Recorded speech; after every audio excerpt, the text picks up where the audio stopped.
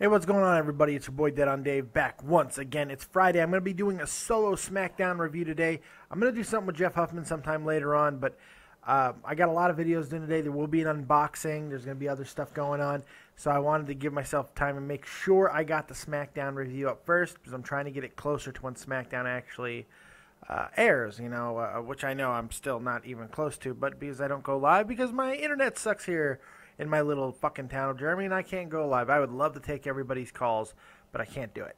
Hopefully one day soon I'll be able to fix that problem one way or the other, and I will be able to take callers, and that would be a lot of fun because I'd love to hear from you guys live. That would be so much fun. Hopefully coming soon. I think the channel is going in that direction, and things are improving to where I can take, I don't know, fucking try to upgrade my internet somehow if I can in this fucking hunk of a town that I'm in. Even though I do love Rudolph, Germany, it is fantastic. Anyway, let's go ahead and let's get right to it, shall we? It's the Smackdown review on today's Daily Focus, or Between the Ropes, whatever you want to call it today. I have no idea. But if you came here looking for the top 5 today, obviously that's not happening because the switcheroo is in effect. I've been telling you guys about it. Now the top 5 will be tomorrow. And today you have the Smackdown review. Cool thing about the top 5 is I know what I'm doing this week. And so it's off of a suggestion, and I think it's a great top 5 entrance theme songs of all time. That'll be fun. I'll play the theme songs that are my top 5. I think that'll be a blast. I'm excited about that. So that'll be cool. And I'm sure a lot of people are going to be like, what the fuck? So we'll get to that tomorrow. That'll be exciting. Also, don't forget, tomorrow as well on the Joe Cronin Show, that is the dog I'm babysitting, going crazy, we will be doing the State of the WWE 29, I believe. Yeah, I think so. Or 28, I think. Anyway, so Smackdown, let's get into it. This is Thursday night Smackdown, switched back over to where it was originally started from. And the announce crews have been changed up. I did a small video on this earlier.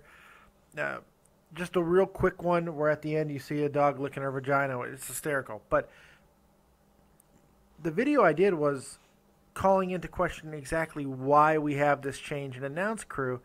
And it was just, look, I don't think that everything has to be politically motivated or whatever. But the reality is when it comes to corporations and it comes to things that are on network televisions and cable and all that stuff, a lot of times there are reasons for it that go beyond just coincidence and stuff like that.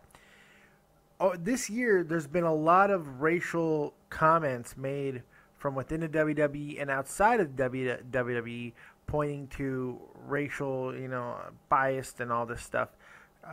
And even gender bias in a lot of ways, too. So WWE has been very subtly, I feel, handling these concerns as of note, and this announced shakeup could be the biggest move yet. If you notice, for the first time I think ever, both Raw and SmackDown common announce teams are fully integrated. Not only that, we have a woman on the announce team in NXT, which is something that does not happen very often. I can't think of another one, to be honest. I might be wrong. I'm sure in the Indies or somewhere else there has been other women announcers, but I think Renee is fantastic, and I think she belongs on the main roster announcing, but that's another argument for another day. But the interesting thing, the reason why I brought this up is because the reality is Byron Saxton's terrible. Byron Saxton is absolutely terrible. He's a horrible announcer. He kind of sounds like Taz to me. I think he's awful. I really do. I don't mind him in backstage interviews. I don't mind him there at all. I think it's a good role for him. But when he's out doing commentary, when he's out, is it me or does he not seem knowledgeable about wrestling? It seems like a guy who really wanted to be a journalist or really wanted to interview people like me. He just wanted to interview guys, and then someone was like, "Hey, you got a good look. Why don't you come over to WWE?" I don't know if that's what happened, but he doesn't seem to have a lot of wrestling knowledge. He doesn't drop a lot of things that you would expect from a wrestling announcer to talk about. He rarely makes references to the past. I'm just not a big fan of this guy. what I found interesting was the fact that Tom Phillips was on SmackDown for a while and was doing so well. I thought Phillips brought a lot to that team of Cole and JBL.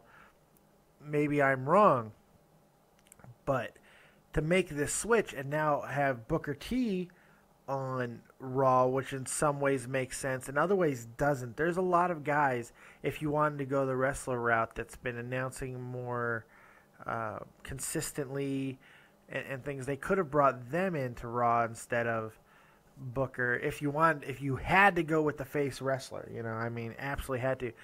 And Booker's not always a face either. He's not like Lawler, where Lawler is 100% face all the time now. Booker's not always like that. It's just a strange dynamic of what they're doing. And the fact is, for the first time ever, we have two black men on each. We have a black man on each show, and it's just something that I found interesting, and so I brought it up. Whether or not there's anything there, if they're addressing the racial questions that have come up over the past year, years really. Ever, forever. I don't know if that's the case or not, but I think it could be. Vince and everybody's in charge up there, they don't do anything without fully thinking it through. So, what do you guys think of that? I just felt it was worth bringing up. I wanted to explain it a little bit better than in that 1.5 minute video I did earlier.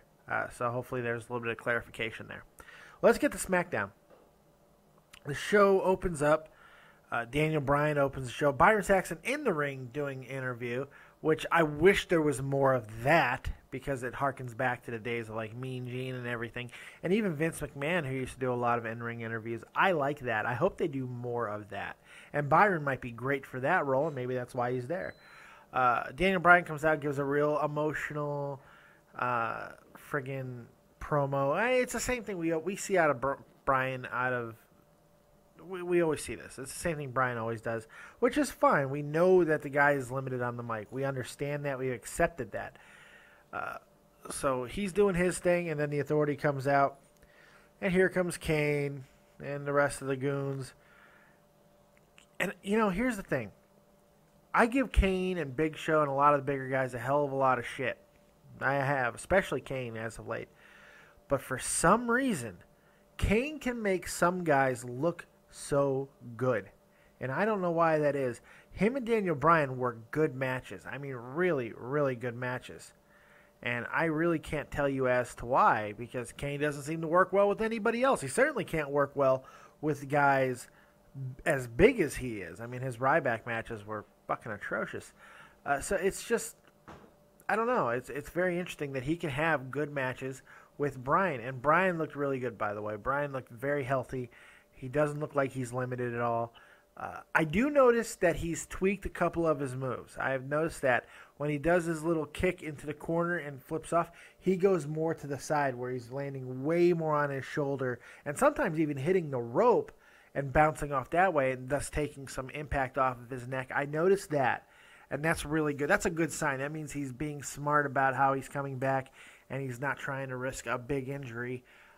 He might be just thinking a little bit more and taking care of his body, which is a great, great thing. I'm really hoping that's the case. So he's has the victory on Kane with the Yes Lock, which I still hate the name of that, by the way. And J&J Security get involved, and boom, it's a whole thing. Disqualification. Daniel Bryan gets his first victory. That's lovely. And then he tries to retreat up the ramp, and he gets pursued by the Big Show, Kane, and Seth Rollins. And then out right next to his side, pop Dean Ambrose and Roman Reigns, thus putting themselves right into the crosshairs of the Authority if they weren't already there. Triple H says, you guys want to put yourselves in our business? How about a 6-man tag? So they're going to do a 6-man tag later on, which is great. So that was a good way to start the show. I felt the first segment was pretty damn good. Oh, excuse me. We got a recap of the Randy Savage Hall of Fame video package, which is one of the better video packages I've seen for the Hall of Fame stuff. I'm excited to see who else goes in this year. There's a lot of potential there to be a really, really good class. There has to be another big name, though. That's someone who can actually be there, and I'm wondering who it's going to be. Somebody wrote on here he thought it would be the Big Show. Here's the thing. There's only been one guy in the history of the WWE Hall of Fame to go in while still being active, and that's Ric Flair, and he was only active for one night after. I don't think the Big Show is going away anytime soon. I feel the Big Show is going to continue to be on television. His role should be reduced, obviously, but Big Show still moves for his size and his age. He still moves okay. He's not the great Khali out there. Let's give him a little bit of friggin' credit. And the work he's done with Roman Reigns has made me look at him a little bit better as of late. I feel he's been doing a really good job of having this feud with Reigns. So I don't, and even if he was slowing down, Big Show is not the guy, because he's going to be at least at WrestleMania. He is not on Ric Flair's level. He is not at that type of caliber to where he deserves that type of honor to be the second man to be active and put in the Hall of Fame.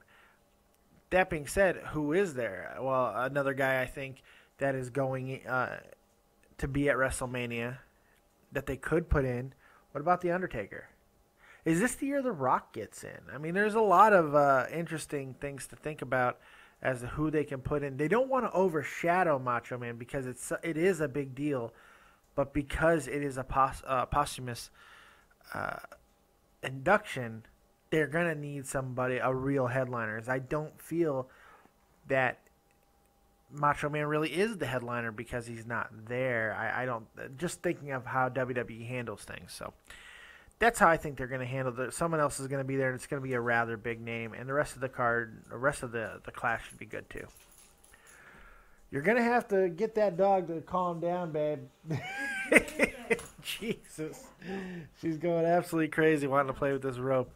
Oh, you guys just gonna have to deal with it. Cause No, I don't want to play. Okay. So after that, we got the Usos and Naomi. Just go in the other room, babe, please. You're agitating her. So the Usos and Naomi take on the Miz, Mizdow, and Alicia Fox. We've seen this match before. It is what it is. I've had enough of this rivalry. They've shifted completely away from the Miz and Naomi's storyline, which I felt was the most interesting part of this feud. And now, I mean, they're not even really addressing as to why Alicia Fox is being kind of courted by the Miz or whatever. And that's bugging me. I feel like this is just such a weirdly thrown together thing. If they want to make it just about the tag team titles, that's fine. Get Naomi and Alicia Fox out of it, and let's focus more on the tag teams. But even with that, it's just like I don't care about these matches as much. And I get that Mizdow's funny. I get it. And it's hysterical. I've laughed so many times.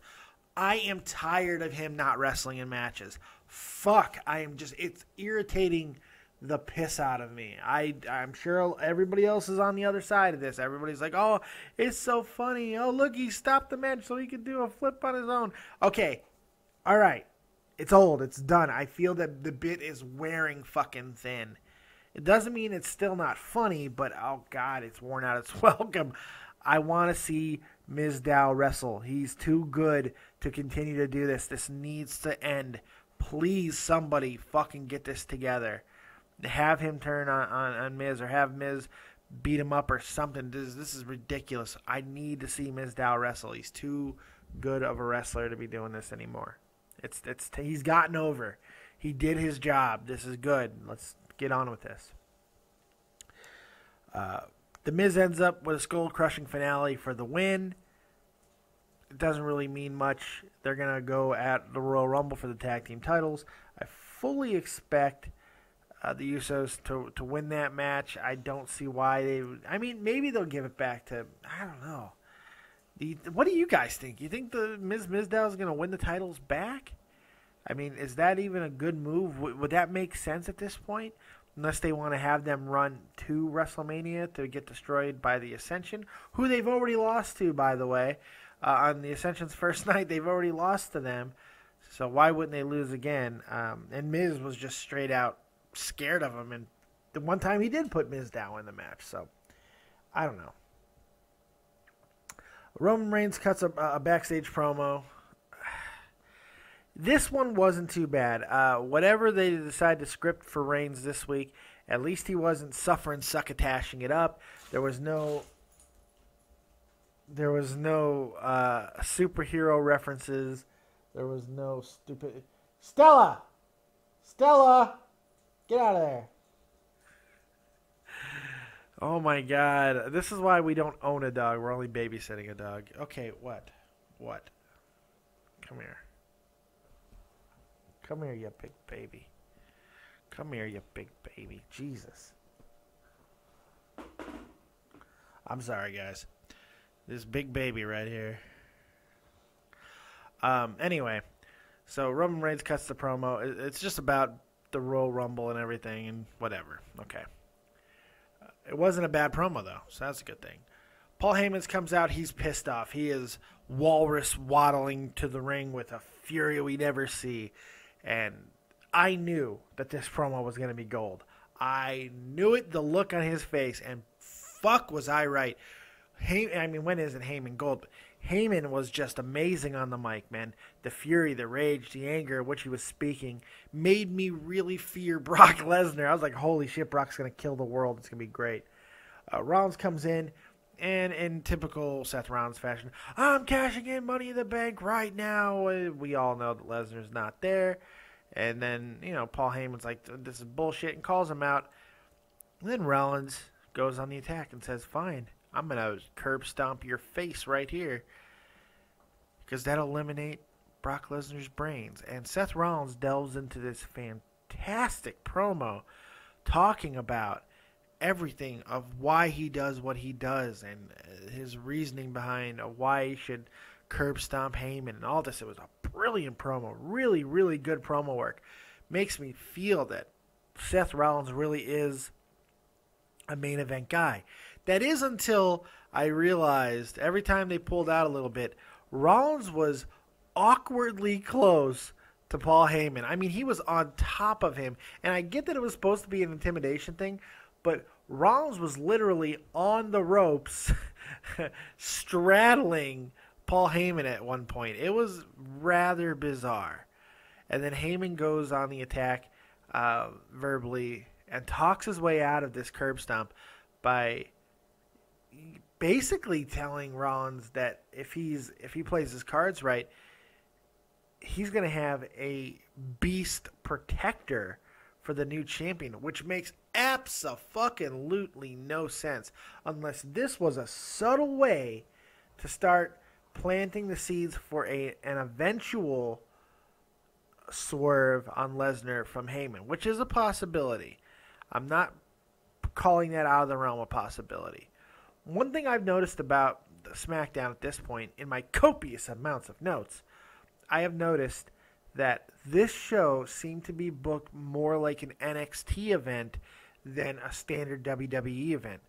A lot more ring action, matches were coming at us quick, not a lot of backstage segments, and even when there was promos, even this one, they weren't overly long. They weren't wordy. They didn't take up too much time. It got right back to action. This was a well-booked show. SmackDown is starting to get things right, and I'm wondering if that's because Triple H is starting to garner a little more power within that realm as well. I mean, maybe not. Maybe he's not, but it sure to fuck seems like it, because SmackDown the last 2 weeks is starting to feel more like NXT, which this is a very good thing. So, next, Nikki Bella with Brie against Natalya with Paige. Decent little match. I mean, nothing wrong with it. This is another match, though, where just like on NXT, I feel like Natalya, there's something up.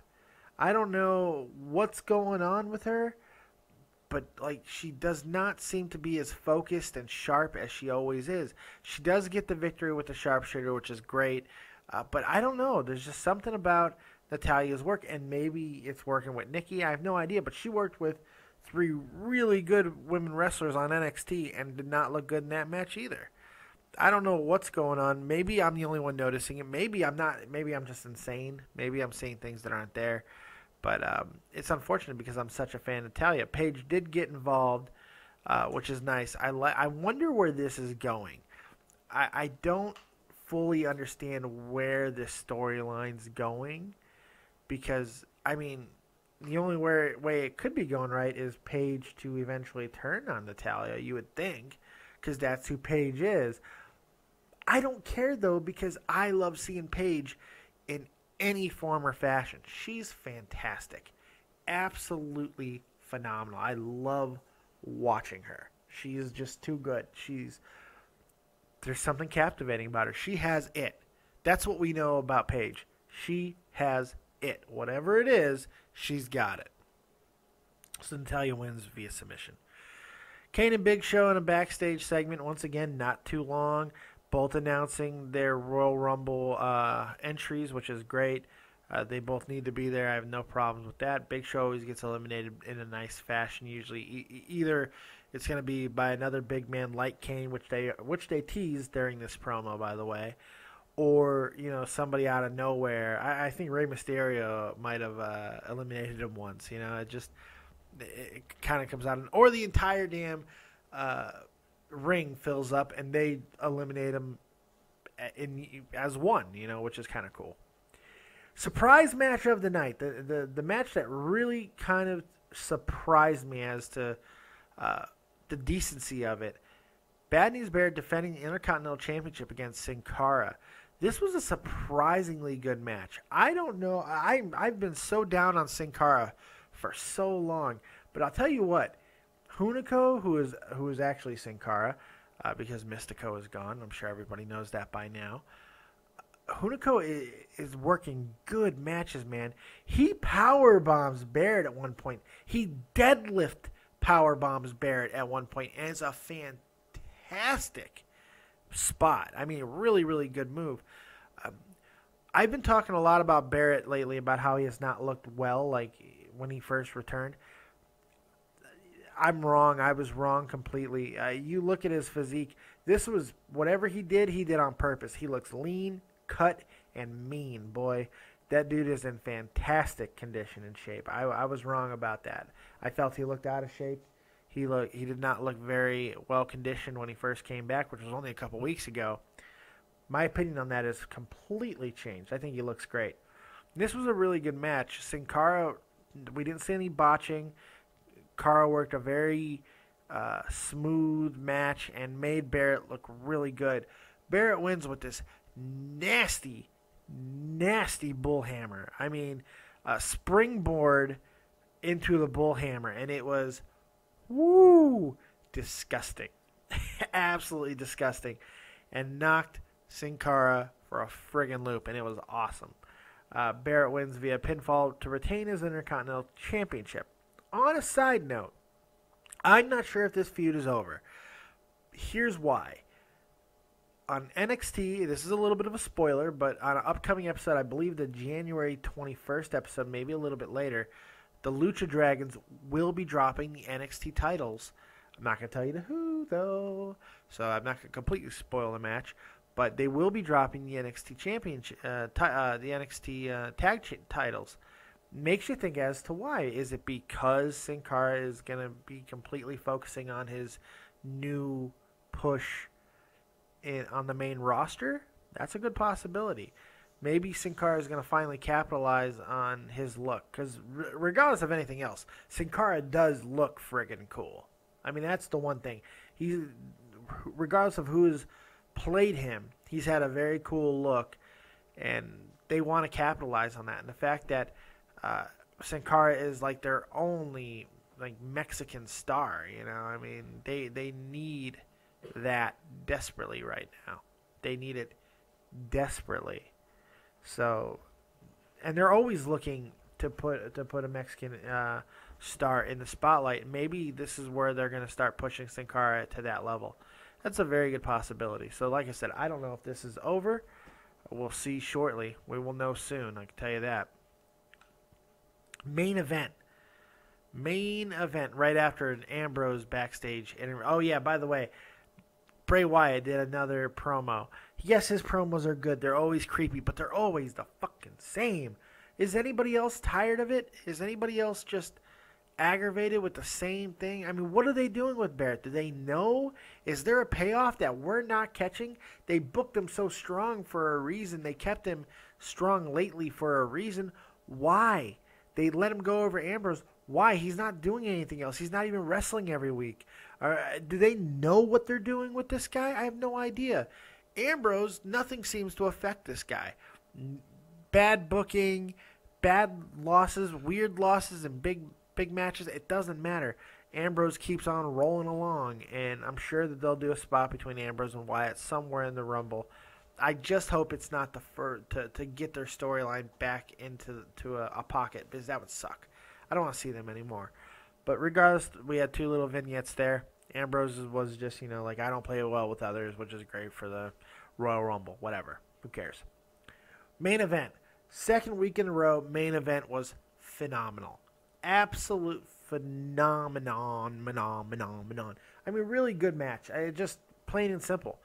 And it's just bizarre to me that 2 of the guys in this match are people that were always running down Kane and the Big Show, and neither one looked very bad in the match. Now, granted, the super kick out of the Big Show, he did use the apron to do it. If you look carefully, this was not a freestanding super kick. I think I've seen him use that move before too. It is weird that everybody uses a super kick now, and it's annoying. Joe Cronin kind of goes on a little bit of a rant on that, but it is what it's an effective move, but it shouldn't be thrown like a frickin' punch now. It's weird. But Kane and Big Show, once again, stepping up. Kane working double duty, same as Daniel Bryan. It's incredible to me that they're working this well, but yet they're not getting any credit for it. They're still getting a hell of a lot of hate, and people are probably going to be like, what are you talking about, Dave? They're terrible. Go watch the fucking matches. No, they're not that bad. It's really not. It's pretty damn good, actually. But this was a good main event, well booked, well paced. Everybody got some good offense. The real stud of it, though, up until the ending, of course, when Daniel Bryan really got hot, was Ambrose. Ambrose, once again, coming through huge, selling his injuries, selling the leg injury, really fighting a good fight, getting a lot of offense, taking risks, doing dives, putting people over as far as taking punishment. Ambrose is the real deal, and this is why they continue to move him forward and protecting him even during his losses. It's why he's not losing straight, clean, pinfall losses, because they are protecting him for something bigger. The problem is, here's the problem. They got so many guys that are just at that popping level, and unless they do something akin to where we were in the Attitude Era, I'm not calling for the Attitude Era's revival, by the way. That's not what what I'm saying at all. Don't get your fucking panties all wet with pre-cum right now. My wife's looking at me like, what the fuck's the matter with you? No, what I'm saying is, what was good about the Attitude Era, the best thing about the Attitude Era is there was such... and I got my daughter farting on the left of me. I got dirty looks from my wife on the right. Jesus Christ. There was all this talent that was popping to the surface at the same friggin' time. That what was great. And they gave him free reign. They're going to have to do that, because let's look at the talent that is right here at the top level right now. What are they going to do with all these guys? Reigns, Rollins, Ambrose, Bryan, Cena, because Cena's not going anywhere. Randy Orton, when he eventually comes back. Ryback was right there. Ziggler. Bad News Barrett. I mean, we're talking 10 friggin' guys that are all main event quality guys right now. These are all guys that have proven they're over, proven that they can work. And do they have deficiencies, some of them on the mic? Absolutely. In fact, 3 of them do. Ziggler, Reigns, and Bryan. But Bryan has shown, and I guess I just gave you the finger. I apologize. Well, no, not really. Bryan has shown that it doesn't matter. Bryan has shown that having a little bit of a disability on the mic does not stop what the fans want. It just doesn't. Everything else about him is there, because he may not have a lot of natural ability speaking, but he does have charisma. There is something about his face and his facial expressions and everything that he does. It's quite incredible. So, and Ziggler has that same ability too, and Reigns just kind of captivates everybody with his good looks. Well, I just used XSplit's new feature and paused my broadcast, and I can't friggin' remember where I was. Yes, superstars with talking disabilities. Reigns is just so damn attractive that it doesn't matter. So, and I think his in-ring work has improved enough to where people are kind of giving him a pass there. As long as he's not doing things that are insulting. Jesse, there you go, buddy. I'm using your word, insulting. When he goes on the mic and starts saying suffer and succotash, that's insulting.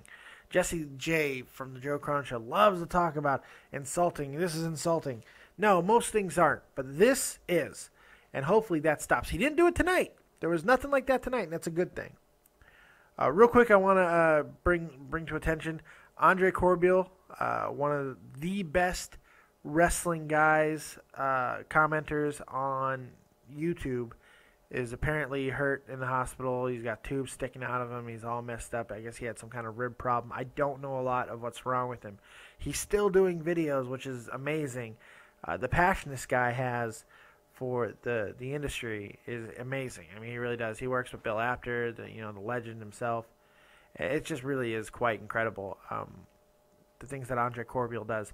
He does things differently than everybody else, except for B. Rotten, of course, who has ripped off his shtick. But that's okay. It happens. It's just the sincere... stealing somebody's shtick is the most sincere form of flattery. And I can't talk. Jesus. All right. So, get well soon, Andre. And hopefully I'll get you on this show sometime, buddy. Come talk to Dead on Dave. That'll be fun, huh?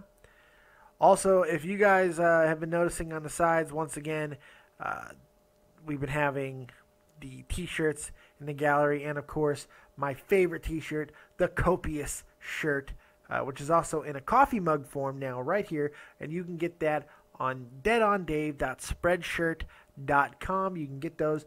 If anybody buys it, please send a picture, and I will do something special for whoever does that, the first person who does that. Something special will happen, whether I send you a nice gift, maybe some Dead on Dave merch, or have you on the show, or let you design a show. I'll talk about whatever you want me to talk about. I'll do an entire 15, 20, 30-minute block of a subject of your choosing.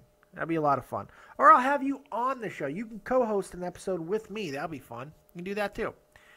So, overall, I got to say SmackDown was a really, really solid show. Once again, I felt it was better than last week's SmackDown, which, aside from the main event, didn't have a lot else going for it.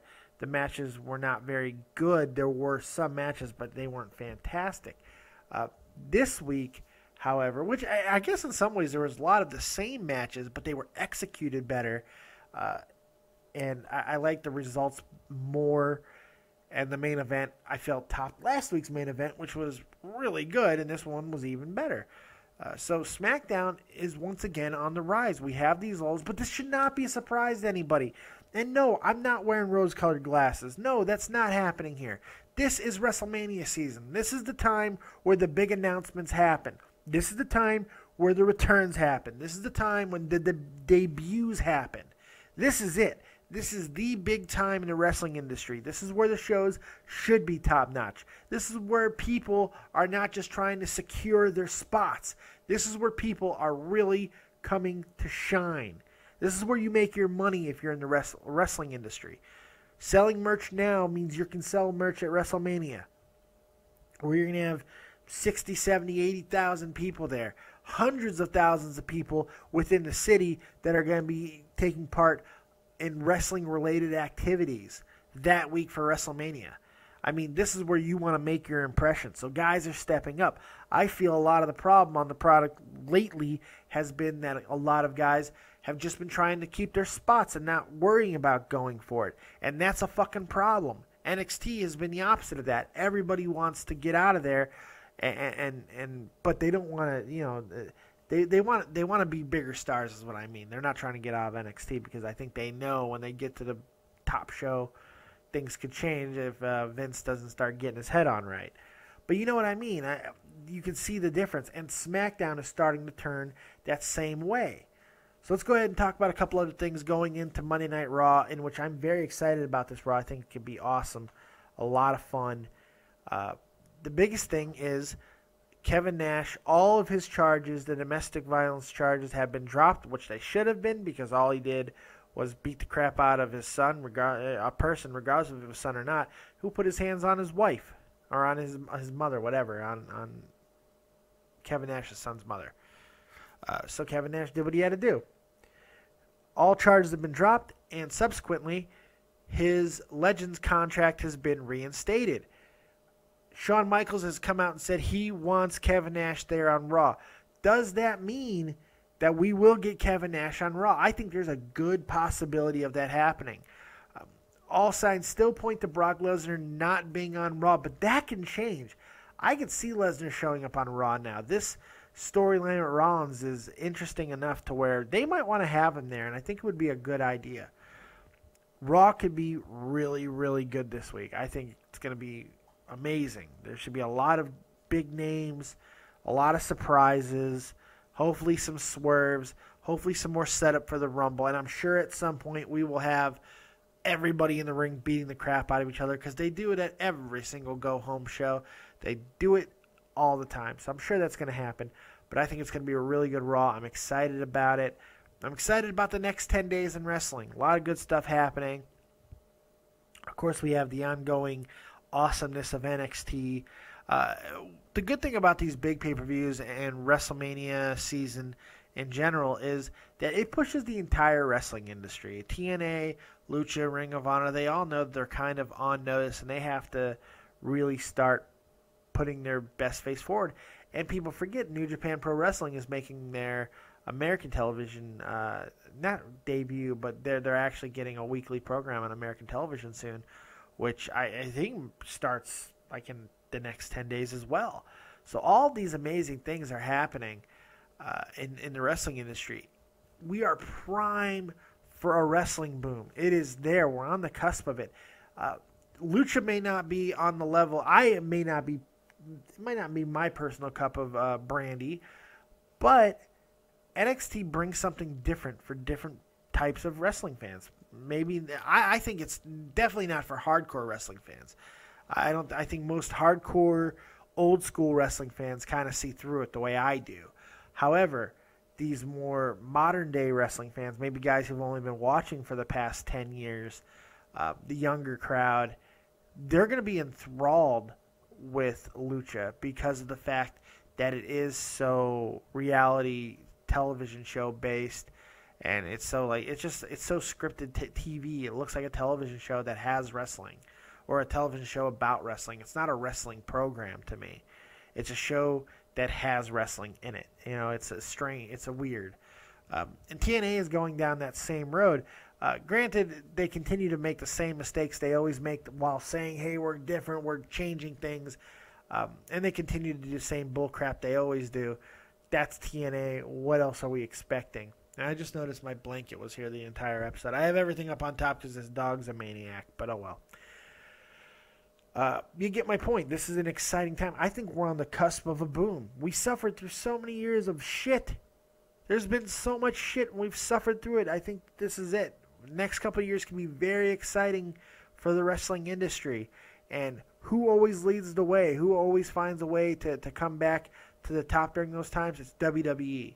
So I'm very excited about that. And another thing, I talked about the PG TV 14 type stuff the other day, yesterday as a matter of fact. Story I read this morning. Apparently there's a lot of chatter within the front offices right now, not surprisingly, led by Triple H, that I think that the PG label needs to be dropped. Apparently this is starting to become at least talked about, and you can really state that you see the more edgy product been coming out as of late. It's not like it's been just complete PG all the time. So, you know, I get that. I think it's time. That being said, TV 14 will not fix everything. For some people, it will. There are some wrestling fans out there who are not watching just because it's PG. And changing that little fucking box of top left corner of your television screen is going to make all the difference. Even if the product stays the exact same, there are a very small percentage, but yet a percentage nonetheless of people who are going to be like, that's it, that fixes it. It's TV 14, I can watch it. It's no more baby shit. That's not what's going to happen. What will happen, though, is it will give WWE the license that they need to go out and be more edgy when they need to, when it is appropriate to go walk the line. Are we going to get half-naked broads on television again? Probably not. Are we going to get tables, ladders, and freaking dynamite matches all the time? Are we going to get blood? Probably not. That's what you have to understand, that when we do go back to TV 14, it probably will not be the way that most people are thinking. We're not going to get the frying pans hit over people. We're not going to get that. We're not going to get blood everywhere. That's not what it's going to be. It's going to simply be, it's going to evolve with the times that we're in now. We're going to get more edgy. You know what? It wouldn't surprise me if WWE even started going more into the reality-based show, which, to be fair, they kind of started this movement anyway with going with Total Divas, which predates any of the shit that Lucha did, which predates any of the fucking garbage that TNA's trying to now copy with the reality show stuff. Total Divas has been doing it for a while now. So, it makes you wonder.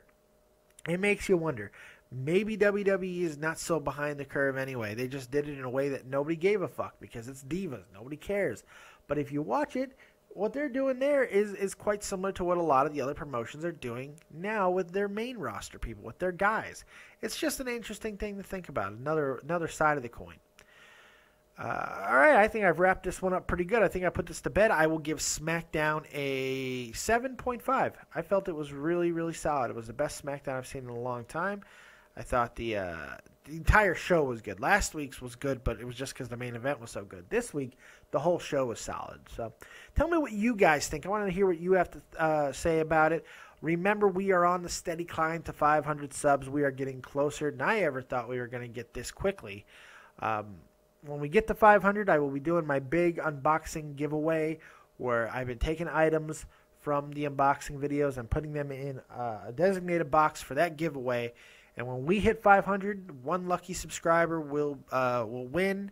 It'll be a name at random, and I will send them a box of all the stuff that I've picked out from the other unboxing videos. So that's real exciting. Can't wait to do that. Thinking about doing another giveaway too. I'm not sure as of what yet, but just a little bit of fun and a little bit of thank you to you guys for all the support. Because without you, this channel doesn't go. So thank you guys for everything. I appreciate every comment. I want to say a special thank you to Tommy NC 2010, who did a great interview with me this week on Creators Corner. It seemed to get a lot of people talking, a lot of people thinking, a lot of great comments. I appreciate every single one of them. So thank you guys so much. Thank you, Tommy. Thank you, Joe Cronin, for, I don't know, for just being you. I don't know why I'm getting into an acceptance speech thing. I have no idea what's going on.